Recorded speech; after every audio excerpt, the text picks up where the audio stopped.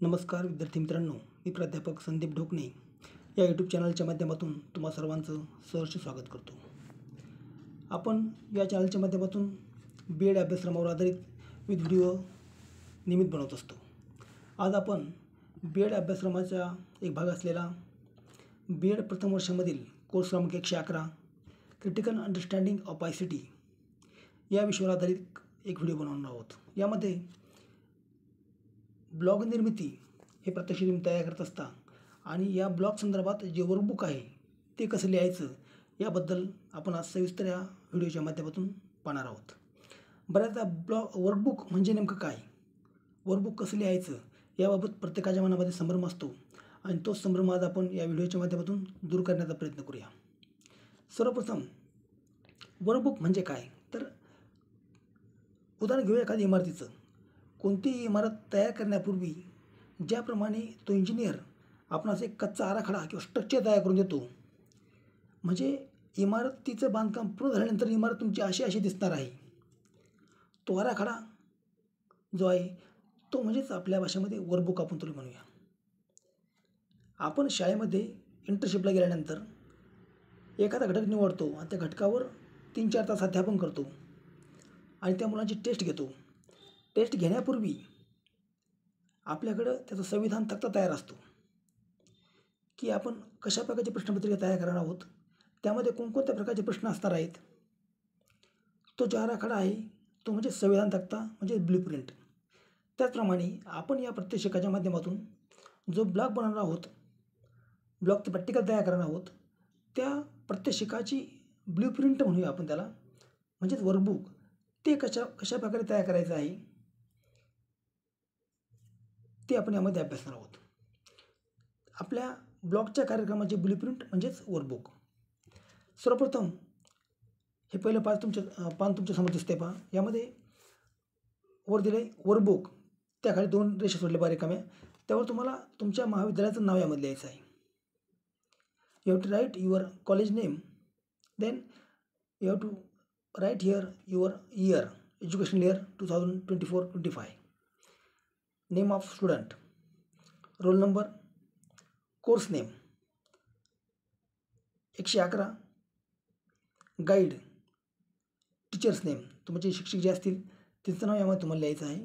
त्यानंतर पान नंबर 2 यामध्ये युनिट ऑथर म्हणजे तुम्ही, यामध्ये you have to write the name of author, तुमचं नाव यामध्ये तुम्हाला लिहायचं आहे. त्यानंतर तुमचा रोल नंबर लिहायचा आहे. स्कूल नेम, तुमचं कॉलेजचं नाव यामध्ये तुम्हाला लिहायचं आहे. त्याखाली स्कूल ॲड्रेस, तुमच्या कॉलेजचा पूर्ण ॲड्रेस तुम्हाला यामध्ये लिहिणे अपेक्षित आहे. त्यानंतर पेज नंबर 3 या ठिकाणी तुमच्या वर्कबुकचा मुख्य पाठ इथून सुरू होईल पहा. यामध्ये पहिल्यांदा आहे युनिट टायटल, म्हणजे तुम्ही जो घटक ब्लॉगसाठी निवडला आहे, तुमच्या 111चे प्रत्यक्ष जे आहे क्रिटिकल अंडरस्टँडिंग ऑफ ICT यासाठी तुम्ही जो घटक निवडला आहे, जो विषय निवडला आहे, त्याचं टायटल तुम्हाला यामध्ये लिहिणं अपेक्षित आहे. म्हणजे काय, तर तुम्ही विषय निवडला असेल सपोज शेतकरी आत्महत्या किंवा स्टॉक मार्केट किंवा क्लायमेट चेंज, जो तुम्ही निश्चित विषय निवडला असेल त्या विषयाचं शीर्षक तुम्हाला या ठिकाणी लिहिणं अपेक्षित आहे. आपण यात घेऊया सपोज क्लायमेट चेंज. त्यानंतर युनिट समरी, तुम्ही निवडलेल्या विषयावर आधारित समरी तुम्हाला यामध्ये लिहायची आहे. तुमच्या घटकाची संपूर्ण सविस्तर माहिती तुम्हाला या ठिकाणी लिहिणे अपेक्षित आहे. The information about your topic, you have to write the summary of your topic here. त्यानंतर सब्जेक्ट एरिया, यामध्ये तुमचा विषय कशाशी संबंधित आहे. The subject is belongs to, म्हणजे सपोज तुमचा विषय आहे स्टॉक मार्केट, तो येतो कोणत्या एरियामध्ये, तर फायनान्शियल, तुम्हाला यात लिहिणं अपेक्षित आहे फायनान्स. तुम्ही विषय निवडला असेल क्लायमेट चेंज, तुमच्या विषयाचा एरिया येईल यामध्ये एन्व्हायरमेंट, म्हणजे तुम्ही ज्या विषयावर आधारित प्रत्यक्षिक बनवत आहात त्या प्रत्यक्षिकाचा एरिया तुमचा काय आहे, वर्क एरिया काय आहे, तो तुम्हाला यामध्ये लिहिणं अपेक्षित आहे. त्यानंतर पुढे आहे ऑब्जेक्टिव्ज ऑब्लिक लर्निंग आउटकम्स, तुमच्या या प्रत्यक्षिकाचे काय उद्दिष्टे आहेत किंवा तुमची यामधून काय अध्ययन निष्पत्ती होणार आहे. What are the objectives or learning outcomes from your project. You have to write in details minimum 5 points here. तुम्हाला यातून काय साध्य करायचं आहे, तुमची अध्ययन निष्पत्ती काय आहे ही तुम्हाला यामध्ये पॉईंट टाकून क्रमवार लिहायची आहे. उदाहरणार्थ आपला विषय आहे क्लायमेट चेंज. यातला आपण एक पॉईंट घेऊया.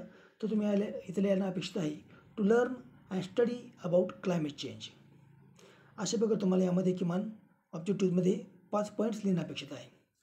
त्यानंतर पुढचा पॉईंट आहे instructional procedure. How do you complete the whole project.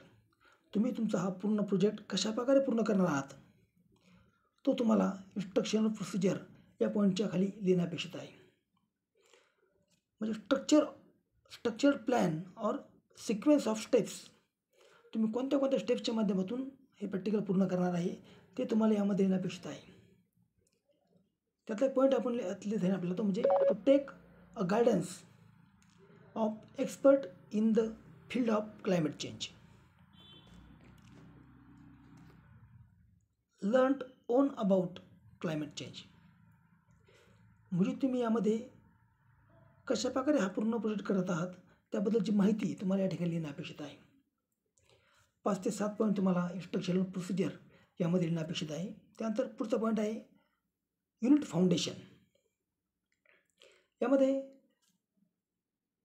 तुमचा जो विषय आहे, जो टॉपिक आहे, तो कोणत्या अभ्यासक्रमाशी निगडित आहे, अभ्यासक्रमाशी संबंधित आहे, तो तुम्हाला यामध्ये सविस्तर लिहिणं अपेक्षित आहे.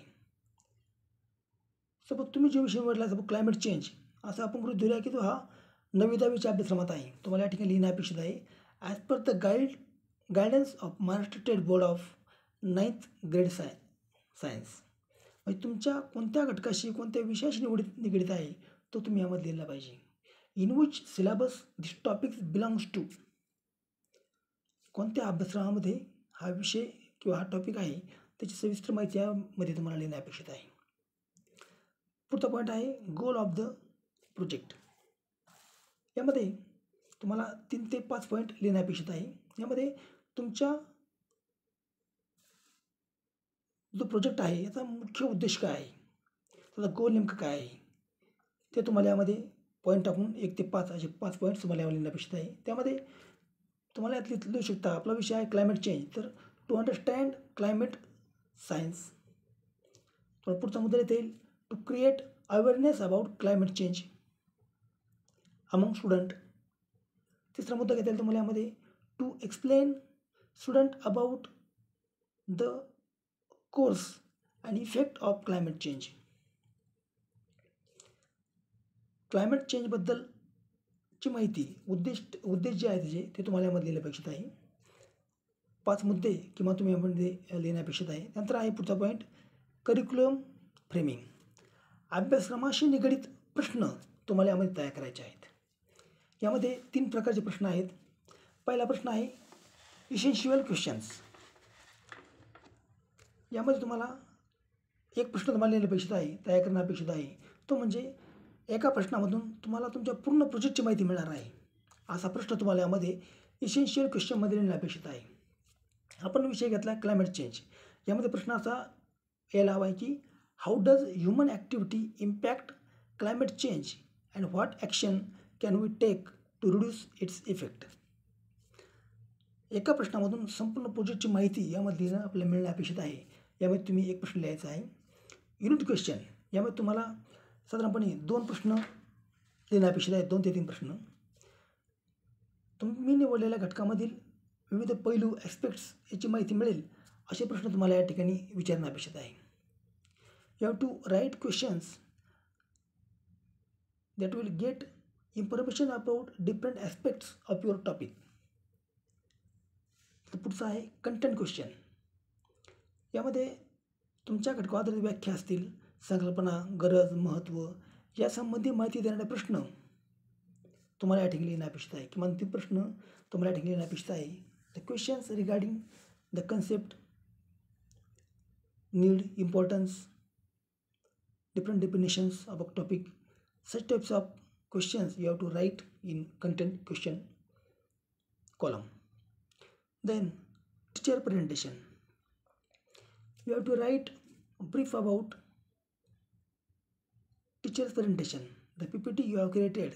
तुम्ही जी PPT किंवा सादरीकरण तयार केलं आहे त्यामध्ये तुम्ही त्या निवडलेल्या विषयाबद्दल जी माहिती त्यामध्ये अंतर्भूत केली आहे, you have to write the information you have included in your presentation here point wise. त्याचप्रमाणे असेसमेंट समरी. पुढचा पॉईंट आहे असेसमेंट समरी.